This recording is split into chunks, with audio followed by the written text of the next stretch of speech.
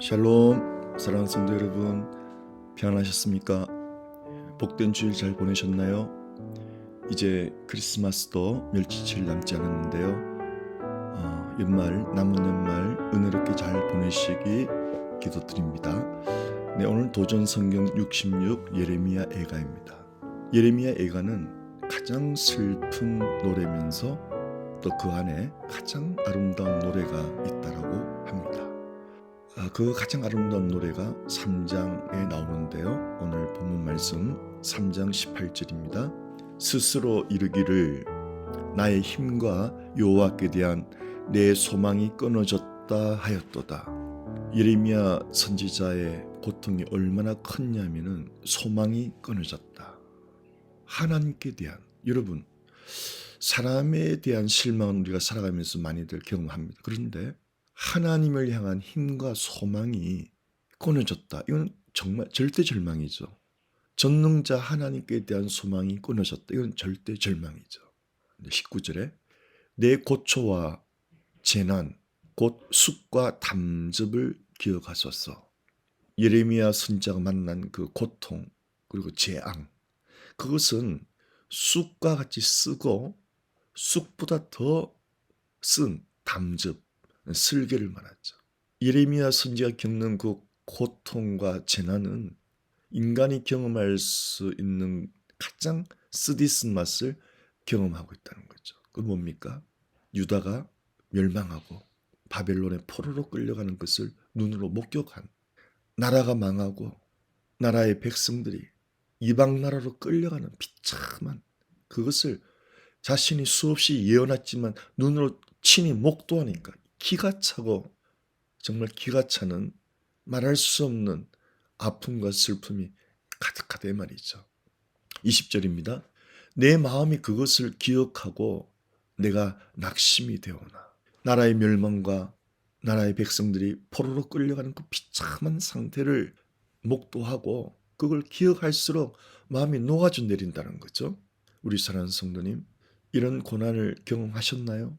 말할 수 없는 고난, 말할 수 없는 인생의 쓴맛, 정말 절대 절망, 심지어 죽고 싶은 마음까지 들 정도로 내 힘은 물론이고 하나님을 향한 소망마저 끊어진 그 상태, 끔찍한 절대 절망의 상태, 이런 경험 해보셨나요? 여기서 계속 낙심이 된다면 우리는 정말 소망이 없는 절대 절망의 상태로 나아가는 거죠. 그러나 하나님 말씀 그렇지 않습니다.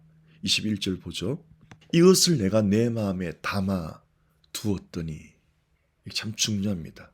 내 마음에 담아, 원문을 보면은 돌이켜 생각하다, 바꾸어 생각하다, 심지어 그 회심이라고도 표현할 수 있고 마음을 돌이켜 생각하다. 마음을 돌이켜 생각했더니, 여러분, 어떤 우리가 끔찍한 경험을 하잖아요.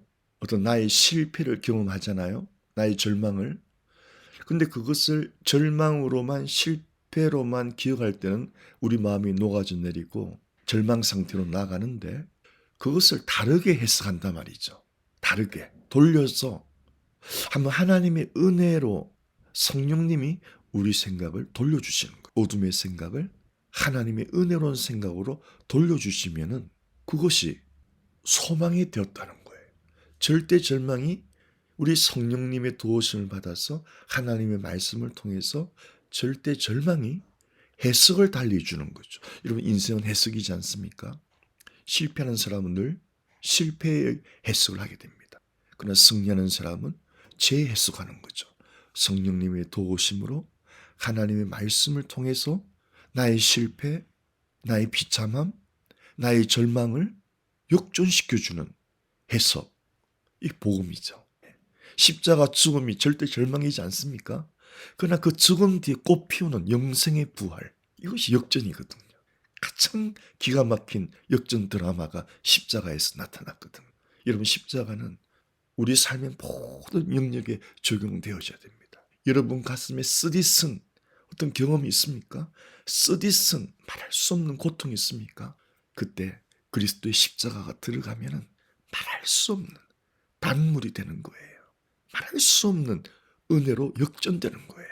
골이 깊은 만큼 십자가는 더 강하게 역사하는 하나님의 신비고 사랑인 거예요. 상처받았느냐? 내 십자가를 받으라. 그럼 너는 그 어떤 큰 사랑을 받게 될 것이다. 버림받았느냐? 그럼 나의 십자가를 받아라. 그럼 너는 십자가를 통해서 가장 아름다운 사랑을 받게 될 것이다. 이게 십자가예요.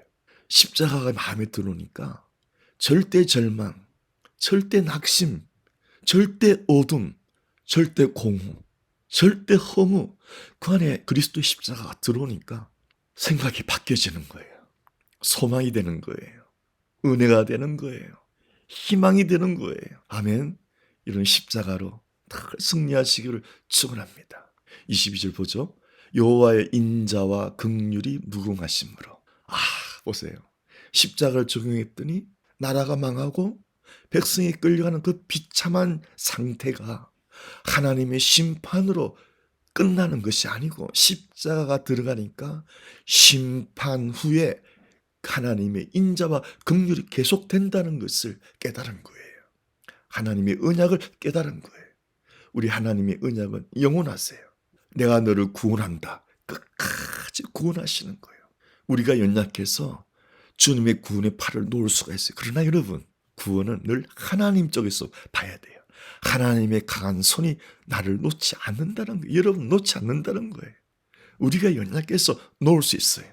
우리가 연약해서 주님을 멀리할 수 있어요. 그러나 주님의 강한 손이, 강한 팔이 나를 끝까지 붙들고 있다는 거예요. 이것이 하나님의 인자와 긍휼이 무궁하다, 이 말입니다. 그래서 우리가 진멸되지 아니함입니다. 이걸 깨달은 거예요. 지금 현실은 비참한 상태예요. 나라가 망했어요. 백성들이 포로로 끌려갔어요. 눈물만 나오는 그런 현실인데, 그렇게 쓰러져 가는 것이 아니고 그때 십자가를 바라보는 거예요. 그때 그리스도의 말씀을 바라보는 거예요. 하나님의 말씀을 바라보는 거예요. 붙잡는 거예요. 그랬더니 그것이 역전성을 가져오는 것입니다. 하나님의 인자와 긍휼의 무궁하심으로 다가오는 거예요. 하나님의 사랑은 영원히 변치 않는 걸 다시 깨달은 거예요. 이것은 하나의 과정이다. 비록 포로로 끌려가지만 우리나라도 일제 36년 동안 있다가 해방받았잖아요. 우리 힘으로 해방했습니까? 하나님께서 미국을 사용해서 원자폭탄을 통해서 일본의 항복을 받아내므로 하나님의 인자와 긍휼이 무궁하심을 우리나라에게 보여줬지 않아요? 남북이 지금 갈라진 지가 70년이 돼가는데 마치 바벨론 포로 생활 70년 후에 다시 돌이킨 하나님의 인자와 긍휼의 무궁하심이 우리나라에도 있다고 우리가 소망해야 되지 않겠습니까? 할렐루야. 사랑하는 성도님, 다시 말씀으로 회복하시기를 축원합니다. 온 세상이 다시 팬데믹이 기승을 부리고 다시 우리를 어둡게 하고 마음을 누를 이때에, 경제는 어렵고 보이는 것은 다 답답한 이때에 우리는 하나님의 말씀을 붙잡고 그리스도 십자가로 하나님의 인자와 긍휼이 무궁하심, 그 말씀을 붙들고 늘 살아가기를 축원합니다. 연말을 하나님의 말씀 붙들고 은혜롭게 잘 마무리하시기를 축원합니다. 23절 보죠. 이것들이 아침마다 새로우니, 그리스도의 십자가가 내 마음에 들어오면 아침마다 새로운 은혜, 하나님의 인자와 긍휼의 말씀이 내 마음에 들어오면 아침마다 그것이 새롭게 우리를 다가옵니다. 그래서 우리는 하나님 고백하죠. 하나님의 성실하심은 크십니다. 하나님은 신실하십니다. 아침마다 깨닫습니다. 말씀을 펼 때마다 하나님의 신실하심, 성실하심은 크십니다. 초라한 나를 하나님의 성실하심이 감싸주십니다. 초라한 나의 믿음이, 초라한 나의 삶이 하나님의 성실하심으로 채워주십니다. 하나님의 인자와 긍휼의 무궁하심으로 나를 채워주십니다. 하나님의 강하신 그 팔, 영원하신 그 구원의 팔이 나를 아침마다 붙들어 주시니 하나님께서 하셨습니다. 모든 것이 하나님의 은혜입니다. 우리는 평생 이렇게 고백할 수 있습니다. 사랑하는 성도 여러분, 아무리 환경이 어렵고 힘들고 여러분 마음이 눌릴지라도 예레미야 선지만큼 그런 쓰디쓴 고통과 우리가 현실을 마주하지 않았습니다. 여전히 우리가 미국에서 잘 살고 있고요. 한국도 마찬가지고요. 삶이 어렵고 힘들더라도 늘 우리는 우리의 시선을 땅에 두지 말고 위에 계신 그리스도, 위에 계신 그 하나님의 인자와 긍휼이 무궁하심을 바라보면서 그 하나님의 말씀을 붙잡고 십자가를 바라보고 아침마다 새 힘 얻고 새 은혜 받아서 넉넉히 승리하는 삶으로 나아가시는 여러분 되시기를 축원합니다. 여러분 기억하십시오. 나는 연약해서 하나님의 팔을 놓을지라도 하나님 쪽에서는 그 영원하신 팔로 나를 계속 붙잡고 있다는 것을 잊지 마시기 바랍니다. 고난 내 영혼 편히 쉴 곳과 풍랑이로도 안전한 포구, 폭풍까지도 다스리시는 주의 영원한 팔 의지해.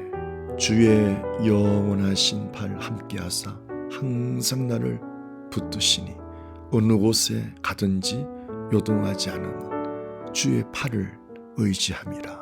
세상 친구들 나를 버려도 예수 늘 함께 동행함으로 주의 은혜가 충만하리니 주의 영원한 팔 의지해.